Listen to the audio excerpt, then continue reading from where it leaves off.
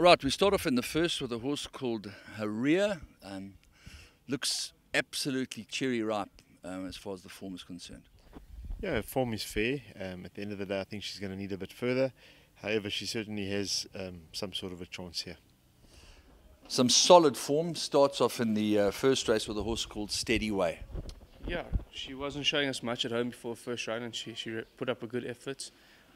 She seems to have improved. She obviously has a bad draw, and it's a competitive race. I'd expect her to be running on again, and with a bit of luck, we should go close. Cracking weekend last weekend. Hopefully more of the same this weekend. You just got the two runners, starting off with Favourite Model in the first. Yes, Andrew, she's been off for a couple of months now, having a long rest.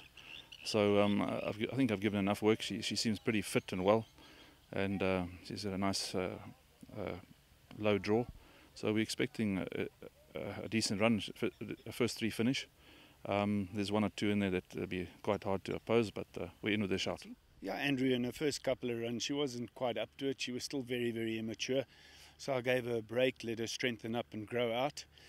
She ran a nice race the other day. She got cleaned out at the start. She was way behind them and ran on strong at the finish, and we were quite pleased with that. She finished up 6th in that race. We're looking to have a nice run with her again and hoping that she runs into the money. Yes, I think this race has come at the right time for REDBERRY Lane. She's well weighted. One has to wonder if 1400 is not getting a bit on the sharp side for her. However, it is a prep run for the Empress Club, and I think it'll be perfect for her. She's in good shape. She's well rated. There is one maybe better rated than her in the field. However, at the weights, she should have a big chance. And CELTIC has taken a run very well. She ran last week, and I think she enjoys the 1400. And even though maybe slightly under sufferance at the weights, she should be a big runner. One of South Africa's favourite fillies returns to the track in Taking the Piece. Yeah, she's had a little break off the Summer Cup. It's done her good. This is just a prep run for races like the Empress Club and the KZN Breeders' Day. So we've got a few races in mind, and she's definitely not at a peak for Saturday, but she's in a good space and will come on with a run. So you're not going to go for the R4 million race? Have you decided that maybe 2,000 metres is maybe just at the end of her range? Yeah, I think she's shown it twice as she's gone over 1800. She's not as effective, so we'll be looking at races around 14, 16 for her. All right, Geoff, you start off with 3 live chances in the first leg of the place accumulator, all of RODNEY, BLANCO and VETRI. Yeah, and not much to choose between them. You know, I think a 14 stand-side track is a fairly testing race, so I think it'll be, you know, probably suitable for those two boys coming back off, you know, from a mile on the inside track. So I think they could hopefully improve on their form. That's RODNEY and VETRI. They both ran, I thought, nice races last time, coming along, and probably both competitive. Don't forget BLANCO. He had a issue with his back. He was quite sore in his hind quarter. We've done a lot of work on that. The physio's been hard at work, and he looks like he should come back to his proper form, and if that's the case, then you've got to include him too. Then what can you tell us about Stockbridge? Yeah, he's run two good races. Also a bit of a tricky draw, so he may need some luck in running, but I think he's got a first 3 chance. And then what do we make of Jamra in race 4? Jamra is running during the week, so we have to see how she runs. If she takes her place, she would be competitive. Then the first leg of the pick 6 sees FARIHA. Yeah, she was obviously disappointing, and so we gave her a little rest. She seems to be working well again. You know, it's hard to make a prediction of 2 very bad runs, but on her work, she can put up a good effort. Marvellous. And then a hugely competitive race awaits KISSABLE, but she can go with the best of them on her good days. That's right. She's also coming back from a bit of a short break. She hasn't run for 2 months. So she does enjoy running fresh, and like you said, if she puts her best foot forward, I think she can run in the first 3. Angel's Power is certainly a horse with a lot of ability. Yes, he does have a lot of ability. Andrew, you know, he's been a bit quirky of late, but he ran a nice race for Muzi last time, so I thought no reason to take Muzi off. We've opted to keep Muzi on him. We've brought him back in distance, so all I did was freshen him up, keep him on the beach track and do short, sharp work with him. He worked pretty well this morning. I think he will be in the shake-up. Now, just as traditional as the Maponya colours are, so too are the Justin Vermaak colours of Green Street Bloodstock. They're new kids on the block, and Mrs. O, she's also a filly that's shown loads of ability on her day. Yes, Andrew, you know, I left her in for Saturday because there was so much rain about. She's running today. It all depends on how she comes through the run today and whether she's up to Saturday. So it's more likely that she won't take up her place on Saturday. But if she comes through this run well today and she's okay for Saturday, we will run her. But it's not likely that she would take up her place on Saturday. Skippers, I had a lot of comments about the amazing transparency that you showed last time out with her run.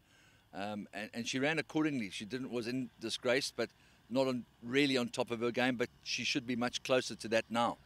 I think so. I think she's improved out of that race.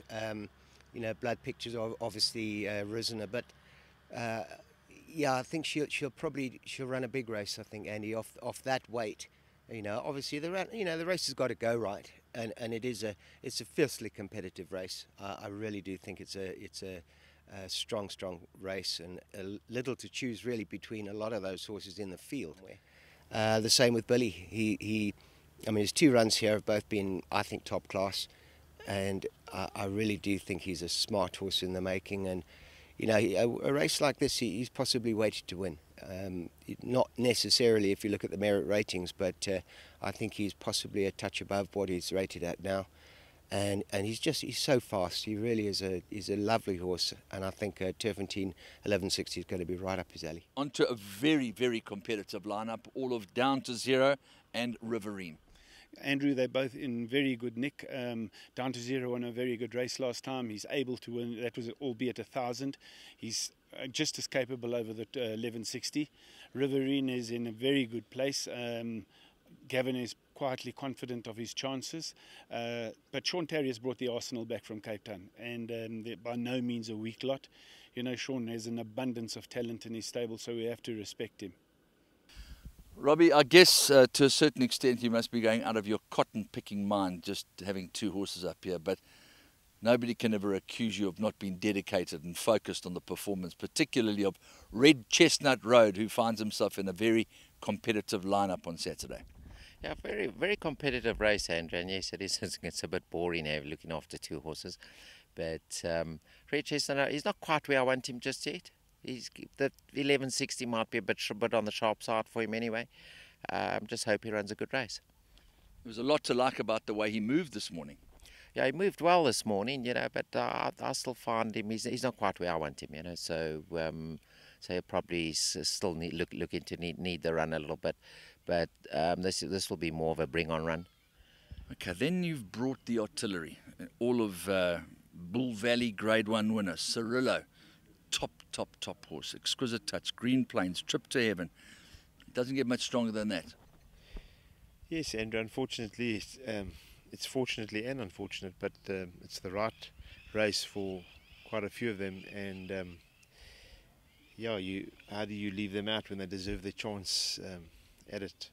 Bull Valley should need the run. However, he is doing very well. He's been a long road back, but I'm happy with him. Trip to Heaven is just having his first run back from the Cape. You know, on his day, he's as good as anything. The fact that he's not top weight will probably be the first time in a good 3 or 4 years. Cirillo is actually the one that's, you know, he's doing the best probably at the moment, and he's really ready for this. He's probably the worst off at the weights out of the whole lot.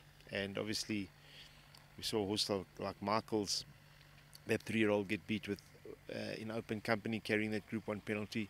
So it's certainly not. We've got to keep our feet on the ground and keep it real. This is going to be a tough test for him, but I need to know where I am with him in the sprint department. And the two fillies, I think, are very, very well weighted. Green Plains has done nothing wrong. She's won 2 out of her last 3. She comes in with a beautiful weight, and she's in good order. And then I have to say, Exquisite Touch has got a few of them beat at the weights. But other than that, you'll have to make up your own mind. Okay. Now we move on to PILOU, who's been an absolute revelation, solid workhorse and continues to deliver for the rat race. And Liege, I have to say, on what we discussed last time out, maybe a trifle disappointing, maybe a slow run race last time out. Well, Liege, I think, you know, he needs to wake up. I mean, we're all losing patience, but I can't fault him at home. At the end of the day, the blinkers seem to help a little bit, but at the end of the day, I don't think it suits him to ride him cold in a slow run race, whether he's got blinkers or not. Yeah, so he's drawn well, he's well weighted. You know, we're just hoping for the best with him.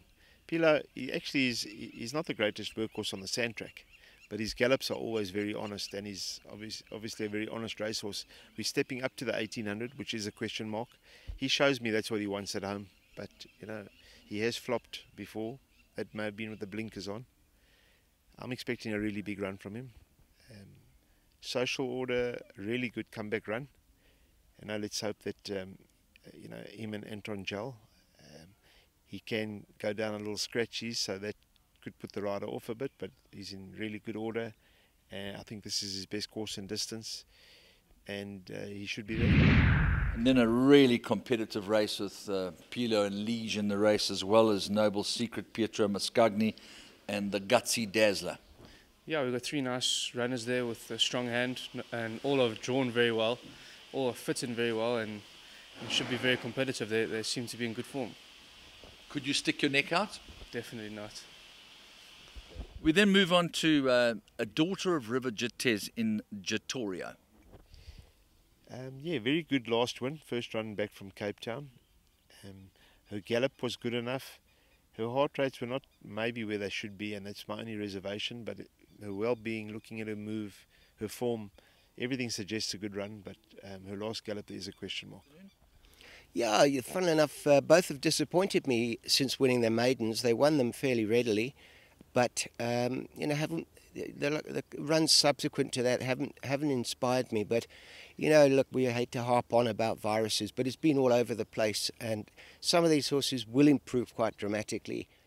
I just want to see improvement from them both, and I do think they can both improve. They're decent fillies, and hopefully now, out of the assessment plates too, back into proper handicaps, I think we're more competitive.